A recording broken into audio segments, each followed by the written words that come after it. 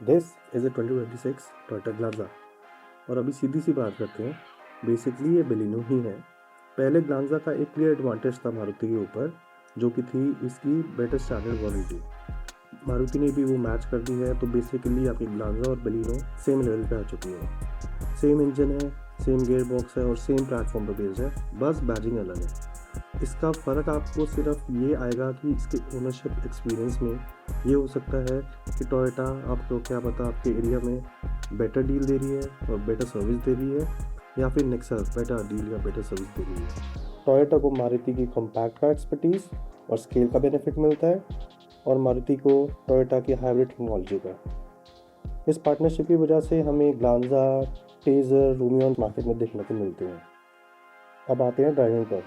इसमें 1.2 लीटर का natural aspirated के series dual jet petrol engine मिलता है। यूजुअली कार्स में एक सिलेंडर के लिए एक इंजेक्टर होता है, पर ग्लांजा में आपको एक सिलेंडर में 2 इंजेक्टर्स देखने को मिलते हैं। उससे इसकी फ्यूल ऑटोमाइजेशन और कंबशन बेटर होती है।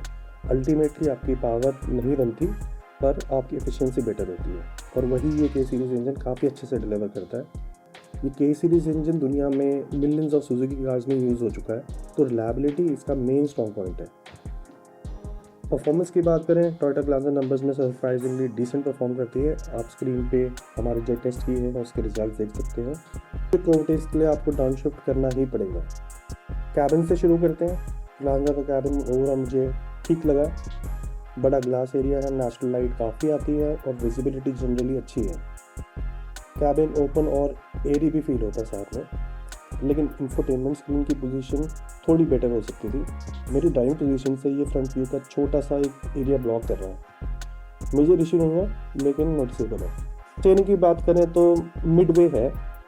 अगर आपने स्कॉडा ड्राइव करी है तो आपको उसकी प्रिसीजन का आइडिया होगा, और वहीं अगर आपने होंडा चलाई है तो आपको उसका थोड़ा सा लैग फील होता है। टोयोटा ग्लांजा मुझे बहुत अच्छी नहीं लगी, बहुत बुरी नहीं लगी। ये मिडवे पे है स्कॉडा और होंडा के बीच की। पर्सनली अगर मेरे को रेट करना पड़े 10 में से मैं 6 दूंगा स्टीयरिंग को। क्लच जनरली काफ़ी लाइट है और गियर शिफ्ट स्मूथ है इसके। सिटी ट्रैफिक में ग्लांजा को ड्राइव करना जनरली ईजी है इसलिए। अब आते सस्पेंशन पे। सस्पेंशन काफ़ी सॉफ्ट है और कंफर्ट ओरिएंटेड है। ब्रोकन रोड्स पे अच्छी परफॉर्म करती है, लेकिन कॉर्नर्स में बॉडी रोल इसका काफ़ी प्रोमिनेंट है। प्रोज एंड कॉन्स आपके सॉफ्ट सस्पेंशन के। बम्प्स अच्छे से अब्जॉर्ब करती है, पर बॉडी रोल आपको नोटिसेबल है। सीट्स भी पर्सनली मुझे उतनी पसंद नहीं आई। मुझे पर्सनली ऐसा फील हो रहा है कि मैं सीट के अंदर बैठने के बजाय सीट के ऊपर बैठा हूँ। थोड़ी और साइड बोल्स्टरिंग होती और सीट बॉडी को हग करती तो कॉन्फिडेंस बेटर होता कॉर्नर्स पे। और जैसे कि मैं ग्लांजा का ई वेरिएंट चला रहा हूँ, इसमें आर्मरेस्ट मिसिंग है, जो कि एक फ्रस्ट्रेटिंग पॉइंट है। ब्रेकिंग की बात करते हैं। ब्रेकिंग के नंबर्स ठीक आए हैं, लेकिन हार्ड ब्रेकिंग करते वक्त मेरी टेस्ट कार वॉबल करने लगी थी। स्पेसिफिकली मैं अपनी टेस्ट कार की बात कर रहा हूँ। दूसरी ग्लांजा कैसे परफॉर्म करती है उसका मुझे कोई आइडिया नहीं है, पर इसी बात पे मैं इसको मॉडल वाइड प्रॉब्लम नहीं बोलूँगा। अब आते हैं सेफ्टी पे। सेफ्टी की बात करें तो भारत एनकैप में टेस्टेड नहीं है, पर अगर बेलिनो जो टेस्ट की गई है उसकी हम रेटिंग देखें तो वो एडल्ट के लिए 4 स्टार और चाइल्ड के लिए 3 स्टार है। तो बेसिकली मोर और लेस उसी के आसपास इसकी रेटिंग रहेगी। अब आते हैं एफिशिएंसी पे। जब ग्लांजा शाइन करती है वो है एफिशिएंसी। लाइट वेट है, के सीरीज इंजन है, इस करके आपकी रनिंग कॉस्ट कम आती है और रिलायबल भी रहती है। अब देखते हैं ग्लांजा ओनर्स क्या कहते हैं। मैंने ग्लांजा के 2 ओनर्स से बात करी जो काफ़ी लॉन्ग टाइम से इसको ड्राइव कर रहे हैं और एक्सटेंसिवली यूज़ कर रहे हैं। दोनों ओनर्स ने माइलेज, रिलायबिलिटी, सर्विस कॉस्ट और कंफर्टेबल सस्पेंशन को ग्लांजा का सबसे बड़ा स्ट्रॉन्ग पॉइंट बताया है। सेफ्टी और बिल्ड क्वालिटी को लेकर दोनों में कॉन्फिडेंस की कमी दिखाई दी गई है। दोनों में से एक ओनर ने कैबिन इंसुलेशन को पुअर बताया है, और उनमें से एक ओनर ने सेटिंग पोजीशन को एल्डरली पैसेंजर्स के लिए इनकन्वीनियंट बताया है। इंटरेस्टिंगली ओनर्स का लॉन्ग टर्म फीडबैक और मेरी ड्राइविंग एक्सपीरियंस काफ़ी हद तक एक ही डायरेक्शन में है।